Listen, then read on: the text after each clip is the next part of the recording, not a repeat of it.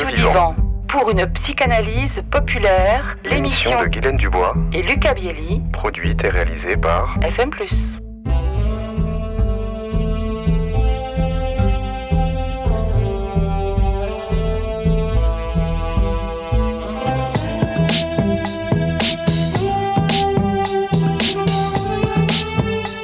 Sur Radio Divan avec Lucas. Bonjour Lucas. Bonjour Guylaine.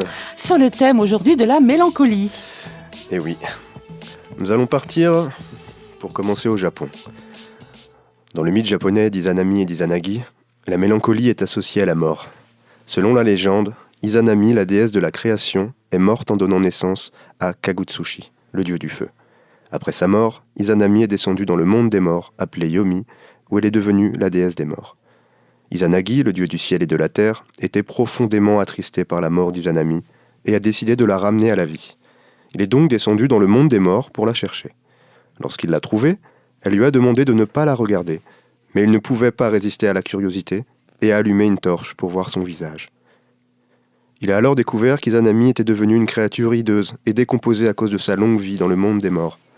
Elle a été offensée par son manque de respect et a refusé de le suivre. C'est à ce moment que la mélancolie a commencé à s'emparer d'Izanagi. Il est alors sorti du monde des morts et a purifié son corps en se baignant dans une rivière. Pendant son bain, il a donné naissance à de nombreux dieux et déesses, dont Amaterasu, le dieu du soleil, Tsukuyomi, le dieu de la lune, et Susanoo, le dieu de la mer. Ainsi, la mélancolie est associée à la mort dans le mythe d'Izanami et d'Izanagi, mais elle est également liée à la création d'une nouvelle vie. Dans le mythe d'Orphée, la mélancolie est associée à la tristesse et au chagrin causé par la perte d'un être aimé. Orphée, un poète et musicien grec, était amoureux d'Eurydice, qui est morte après avoir été mordue par un serpent. Orphée était tellement désespéré qu'il a décidé de descendre aux enfers pour essayer de la récupérer. Grâce à sa musique et à sa poésie, il a réussi à charmer le dieu des enfers, qui lui a permis de ramener Eurydice à la vie à une condition. Il devait la guider hors des enfers sans la regarder jusqu'à ce qu'il soit sorti. Cependant, Orphée ne pouvait pas résister à la tentation de regarder Eurydice, et il a tourné la tête pour la voir avant qu'il ne soit sorti des enfers. À ce moment-là, Eurydice est morte à nouveau, laissant Orphée seul et désespéré. Orphée a continué à chanter et à jouer de la musique, mais il était tellement accablé par sa tristesse qu'il a négligé les femmes qui le poursuivaient, et il a finalement été tué par elles. Il a été incapable de se remettre de la mort d'Eurydice, et cela a finalement conduit à sa propre mort. Le mythe d'Orphée est souvent utilisé pour illustrer la puissance de l'amour et de la musique, ainsi que les dangers de la mélancolie et de la tristesse. Alors bien qu'ils soient issus de cultures différentes, les deux mythes ont en commun l'idée que la mélancolie est associée à la mort et à la tristesse. Ces récits soulignent le pouvoir émotionnel de la perte et de la tristesse et le danger qui peut découler de l'incapacité à faire face à ces émotions. Ils peuvent être interprétés comme une mise en garde contre la tristesse excessive, tout en soulignant la nécessité de se souvenir de nos êtres chers et de faire face à leur perte d'une manière qui permet de continuer à vivre. Alors Guylaine, du point de vue de la psychanalyse, Freud a considéré la mélancolie comme un trouble psychologique distinct du deuil. Dans son livre « Deuil et mélancolie », publié en 1917, Freud a exploré les différences entre les deux états émotionnels et a proposé des explications psychanalytiques pour la mélancolie. Selon lui, le deuil est une réponse normale à la perte d'un être cher, tandis que la mélancolie est un état pathologique qui résulte d'une perte réelle ou symbolique.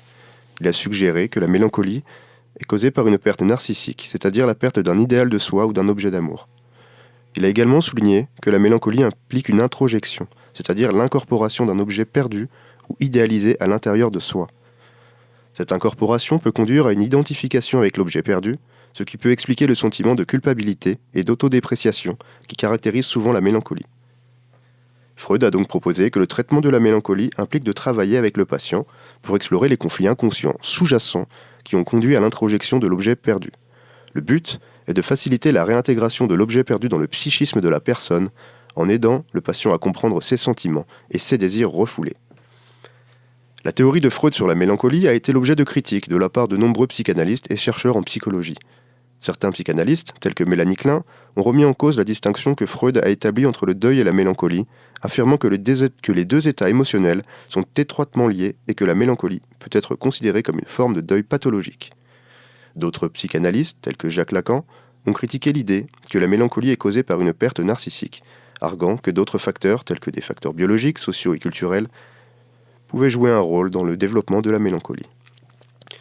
Alors pour conclure, disons que la mélancolie peut être décrite comme un état émotionnel profondément triste, caractérisé par une perte d'intérêt pour les activités habituelles, une faible estime de soi, un sentiment de culpabilité, une perte d'appétit et d'énergie, ainsi que des pensées suicidaires. La tristesse peut être intense et durer des semaines, des mois, voire des années. Peut-être très difficile à surmonter. Évidemment, les pensées suicidaires sont un autre symptôme courant de la mélancolie et la personne peut envisager le suicide comme une solution à sa détresse émotionnelle. Peut avoir des causes variées, telles que la perte d'un être cher, la fin d'une relation amoureuse, le chômage, la maladie, la faillite, la retraite, le vieillissement ou l'isolement social. Merci beaucoup Lucas pour ce tour d'horizon sur la mélancolie. Je trouve ça très intéressant de repartir de la mythologie, car on sait combien Freud était savant et allait puiser des sources au-delà de sa connaissance de la biologie et de la médecine. Il allait puiser des sources dans le creux même de la mythologie et de rapprocher ces mythes issus de deux cultures tellement différentes, le Japon et la Grèce. Je trouve que c'est montrer aussi l'universalité finalement de ce fonctionnement psychique. Merci à vous. Mais merci Guylaine Dubois. À la prochaine fois, et à nous retrouver sur le site internet respectif et celui de la radio FM+. Évidemment, et aussi sur la chaîne YouTube Radio Divan. On ne peut pas se passer de tout ça. Non. À bientôt. Au revoir.